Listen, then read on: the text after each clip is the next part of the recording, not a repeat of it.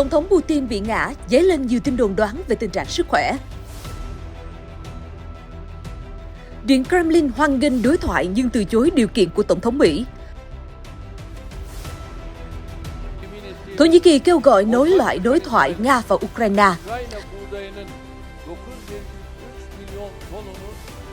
G7 EU áp giá trần dầu mỏ ảnh hưởng như thế nào tới Nga? Tin tức khác, thành phố New York tuyển dụng giám đốc tiêu diệt chuột. Cổ động viên Hàn Quốc vỡ òa tại World Cup. Tất cả sẽ được cập nhật ngay sau đây.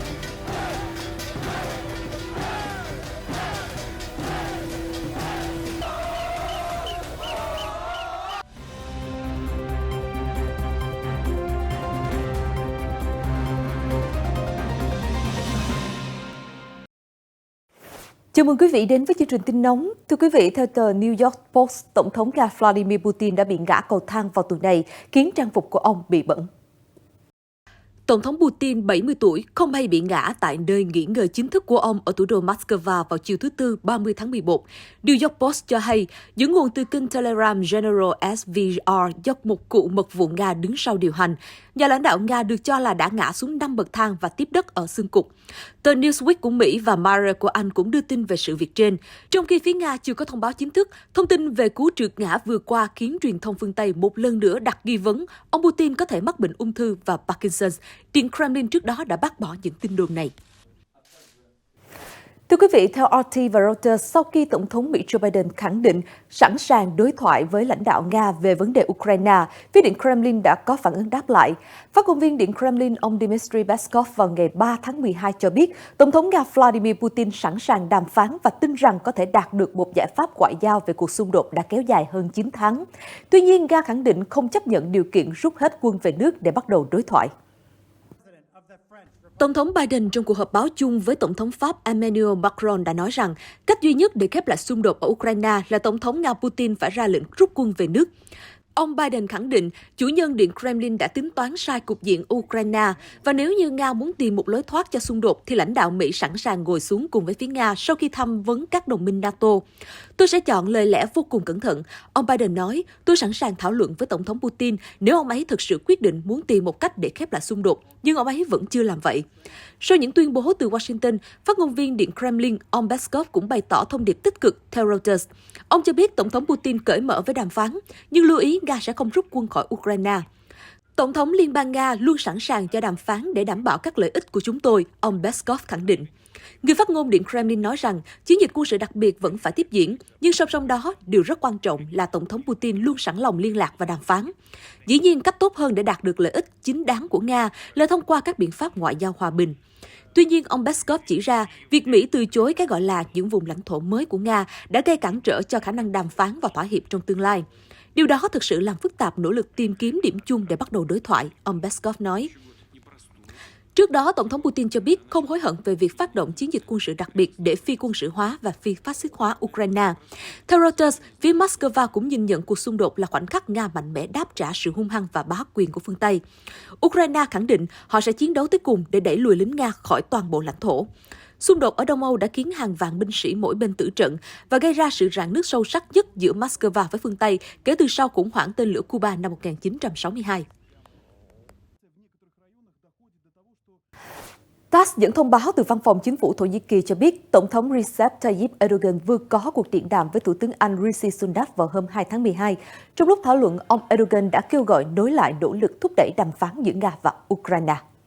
Tổng thống Erdogan nhấn mạnh, việc thiết lập nền tảng cho đối thoại giữa Nga và Ukraine trong thời gian sớm nhất có thể sẽ phục vụ lợi ích của tất cả các bên, thông báo từ văn phòng chính phủ Thổ Nhĩ Kỳ có đoạn viết. Ngoài ra, trong cuộc điện đàm vào ngày 2 tháng 12, ông Erdogan và Thủ tướng Anh Sunak còn thảo luận về quan hệ song phương, bao gồm hợp tác trong lĩnh vực thương mại và công nghiệp quốc phòng. Chính quyền ở Ankara khẳng định, Tổng thống Erdogan bày tỏ hy vọng mối quan hệ Thổ Nhĩ Kỳ và Anh sẽ tiếp tục phát triển dựa trên tầm nhìn chiến lược và sự hiểu biết chung lẫn nhau. Thưa quý vị, Liên minh châu Âu EU mới đây đã thống nhất áp giá trần 60 đô la mỗi thùng đối với dầu mỏ Nga vận chuyển bằng đường biển. EU hy vọng biện pháp này sẽ hạn chế đáng kể thu nhập của Moscow, từ đó khiến Nga gặp khó khăn về tài chính trong chiến dịch quân sự đặc biệt ở Ukraine. Tờ Al Jazeera cho hay, hôm 2 tháng 12, Ba Lan sau thời gian băn khoăn về việc áp giá trần, cuối cùng đã ủng hộ quyết định của 26 nước thành viên còn lại thuộc EU. Chi tiết về biện pháp áp giá trần với dầu Nga dự kiến được EU công bố vào Chủ nhật 4 tháng 12. Đây sẽ là một bước đi mạnh mẽ trong nỗ lực trừng phạt của phương Tây đối với Nga, nhưng đồng thời vẫn muốn đảm bảo ổn định thị trường dầu toàn cầu và ngăn cản giá dầu leo thang. Áp giá trần với dầu Nga là một ý tưởng của nhóm G7, hướng tới mục tiêu kéo giảm doanh thu từ dầu mỏ của Nga, nhưng vẫn muốn tránh khiến giá dầu thế giới leo thang. Sau khi lệnh cấm vận của EU đối với dầu thô Nga có hiệu lực từ ngày 5 tháng 12, những nước EU và G7 cam kết áp giá trần với dầu Nga sẽ chỉ được mua sản phẩm xăng dầu vận chuyển bằng đường biển từ Moscow với mức giá thấp hơn hoặc bằng giá trần $60 mỗi thùng. Do hầu hết các doanh nghiệp vận chuyển và bảo hiểm đều đặt tại các nước G7, việc áp giá trần sẽ khiến Nga rất khó để bán dầu mỏ với mức giá cao hơn, tờ Al Jazeera đưa tin. Nhiều quan chức Ukraine cảnh báo đất nước sẽ phải đối mặt với mùa đông cực kỳ khó khăn nhưng sẽ không khuất phục trước những cơn mưa tên lửa Nga trút xuống cơ sở hạ tầng năng lượng, CNN đưa tin.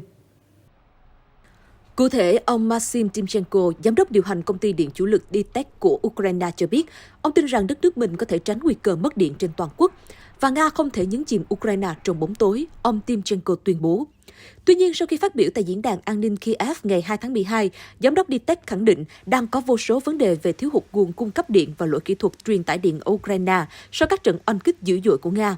Tại thủ đô Kiev, ông Timchenko cho biết công ty DTEK đang có kế hoạch cắt điện luân phiên, cụ thể là cung cấp điện trong 3 đến 4 giờ, sau đó cúp điện trong 4 giờ.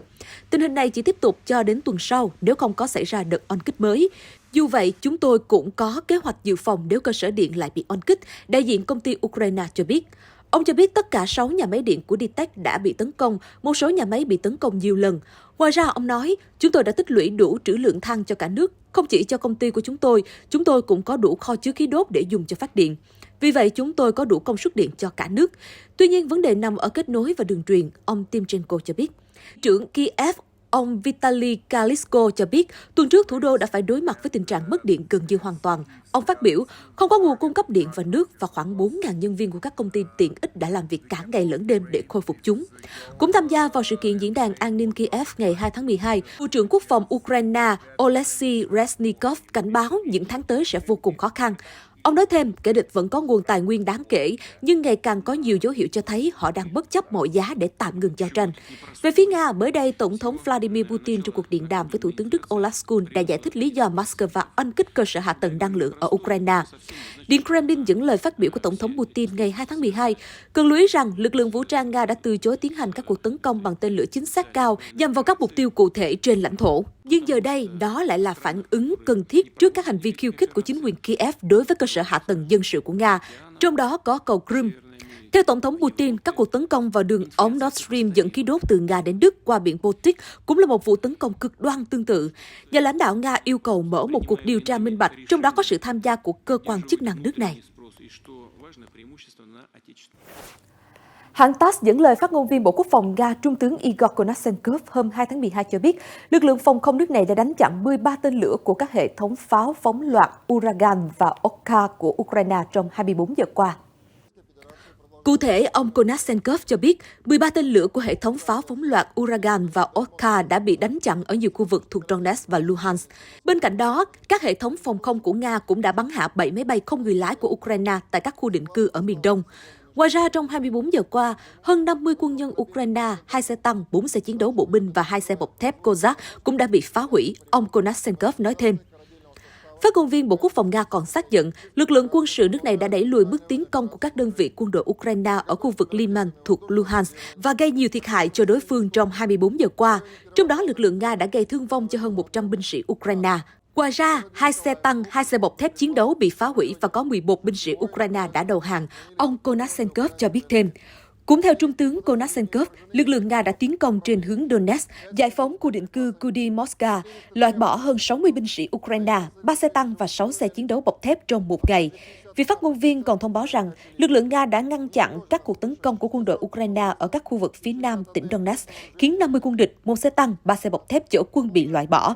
Ông Konashenkov cũng tuyên bố rằng máy bay chiến đấu, tên lửa pháo binh của Nga đã tấn công một địa điểm triển khai lính đánh thuê nước ngoài tại Donetsk, đồng thời bắn hạ một máy bay MiG-29 của không quân Ukraine.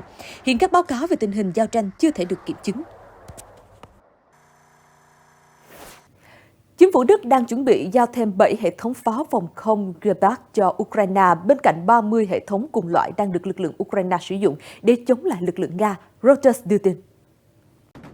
Theo tạp chí Spiegel, 7 hệ thống Gepard mà Berlin định giao cho Kiev là những hệ thống lúc đầu được định làm phế liệu. Số khí tài này đang được nhà sản xuất vũ khí KMW có trụ sở tại Munich sửa chữa và dự kiến sẽ bàn giao cho Ukraine vào mùa xuân năm 2023. Chính phủ Đức không nói rõ khi nào họ sẽ giao hệ thống pháo bổ sung, chỉ nói rằng số hệ thống này đến từ kho của các nhà sản xuất và việc giao hàng trong một số trường hợp còn phụ thuộc vào các biện pháp sửa chữa hoặc tình trạng sản xuất hiện nay. Hiện KMW vẫn chưa đưa ra bình luận về thông tin trên.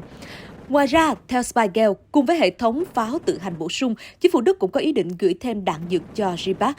Việc cung cấp đạn dược cho hệ thống Gepard từng nảy sinh nhiều vấn đề khi Thụy Sĩ từ chối cung cấp loại đạn dược này cho Ukraine và viện dẫn vì nước này theo lập trường trung lập. Trước đó, tại một cuộc họp báo vào hôm 2 tháng 12, phát ngôn viên Bộ Quốc phòng Đức cho biết chính phủ đang đàm phán với nhiều nhà sản xuất khác nhau nhằm nỗ lực mua thêm đạn dược và có khả năng không còn cần sự cho phép của Thụy Sĩ nữa. Kể từ đầu tháng 10, Ukraine đã kêu gọi các đồng minh phương Tây cung cấp hệ thống phòng không và máy biến áp nhằm ngăn chặn các cuộc tấn công của Nga vào hệ thống lưới điện và cơ sở hạ tầng năng lượng của nước này. Tổng thư ký NATO Jens Stoltenberg ngày 1 tháng 12 cho biết các thành viên liên minh đều đồng ý về nhu cầu cấp thiết và giúp đỡ cho Ukraine, trong đó có các tổ hợp phòng không. Song điều quan trọng là cần có đạn dược cho các hệ thống hiện có, phụ tùng thay thế và bảo trì, ông Stoltenberg nói.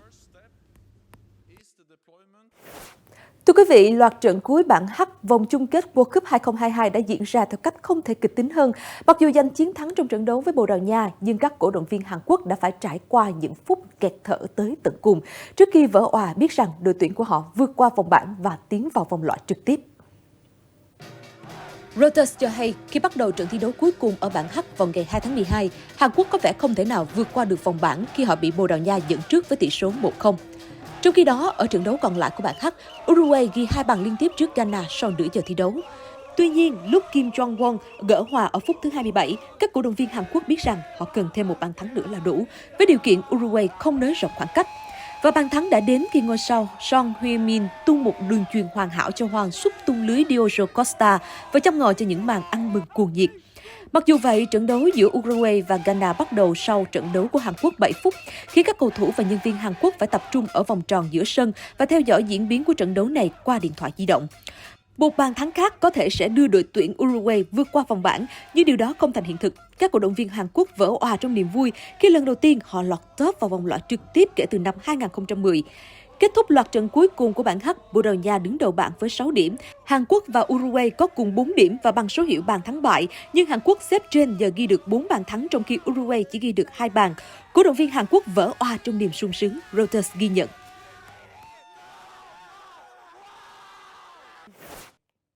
Thưa quý vị, một chuyện khó tin đang xảy ra ở New York khi thành phố đông dân nhất nước Mỹ đang tuyển dụng giám đốc tiêu diệt chuột do số lượng loài gặm nhấm này tăng lên quá nhanh sau đại dịch. Theo Reuters, công việc được đăng tuyển là một phần trong nỗ lực của New York nhằm hạn chế sự bùng nổ số lượng chuột kể từ sau đại dịch Covid-19 bùng phát. Theo bộ phận vệ sinh của thành phố, việc nhìn thấy chuột trên đường phố, trong tàu điện ngầm và thậm chí cả trong nhà đã tăng 71% trong 2 năm qua. Trong thông tin tuyển dụng viết trên Twitter hôm 1 tháng 12, thị trưởng Eric Adams cho biết không có gì tồi ghét hơn chuột.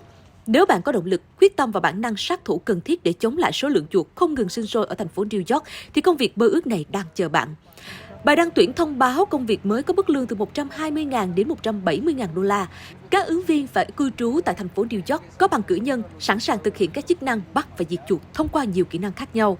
Ứng cử viên lý tưởng phải có động lực cao và có quyết tâm tiêu diệt, xem xét tất cả các giải pháp từ nhiều góc độ khác nhau, bao gồm cải thiện hiệu quả hoạt động, thu thập dữ liệu, đổi mới công nghệ, thông báo đăng tuyển viết. Theo một nghiên cứu năm 2014, thành phố New York có thể có khoảng 2 triệu con chuột, nhưng trên thực tế, công ty kiểm soát dịch Orkin cho biết thành phố có nhiều chuột nhất ở Mỹ là Chicago. Tin tức vừa rồi cũng đã khép lại chương trình ngày hôm nay. Cảm ơn quý vị khán giả đã quan tâm theo dõi. Xin chào tạm biệt và hẹn gặp lại.